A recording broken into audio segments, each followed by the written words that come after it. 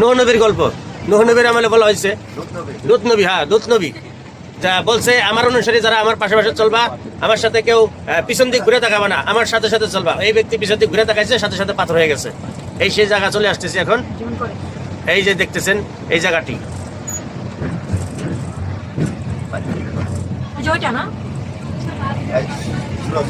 হ্যাঁ যাই মনে, থামবো থামবো, গাড়ি থামবো। এই সে একটা চোকা পাথর দেখা যাচ্ছে, এটা একটা মানুষের আকৃতি পাথর।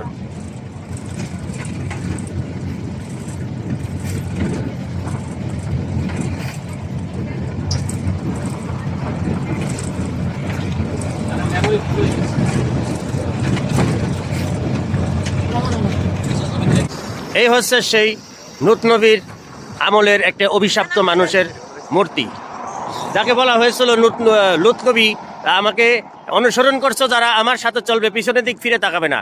সে ওনার স্ত্রী পিছনের দিক ফিরে তাকিয়ে আজকে পাথরের মূর্তি হয়ে দাঁড়িয়ে আছে এখানে। এইখানে হচ্ছে উল্টা সাগর আলকারাক এলাকায় অবস্থিত। এই সেই দেখছি যেখানে এই মৃত সাগরের সাইটে আলকারাক অবস্থান এলাকাটা, যাকে বলা হয় আল বাহার মাইয়া। আমরা এই গাড়ি নিয়ে দেখতে আসছি। এই আমাদের জনগণ সদস্য সবাই একটু এদিকে থাকেন, ওদের সাথে মিলা যায়, নাহলে লোকজন হারিয়ে যাবে। এদিকে মিলা থাকে। এই সেই অবস্থিত আছেন লুতনি, যাকে বলা হয় লূত নবীর স্ত্রী। লূত নবী, নূহ নবী না, লূত নবী, যা আমরা দেখাতে সক্ষম হলাম আপনাদের সকল বন্ধুরা। আসলে আমরা একজন ইউটিউবার বলেন এবং কি ফেসবুকার বলেন, ঘুরে ঘুরে সবকিছু সবাইকে দেখানোর চেষ্টা করি। যা আমাদের এই প্রাকৃতিক অনুষ্ঠানগুলো দেখে আপনারা যারা খুশি হন, অবশ্যই ভিডিওটি শেয়ার করে অন্যকে দেখার সুযোগ করে দিবেন এবং কি আর মনোরমভাবে সবাইকে দেখার মতো অনুরোধ রইল। সবাই একটু দেখবেন, ভালো মন্তব্য করবেন।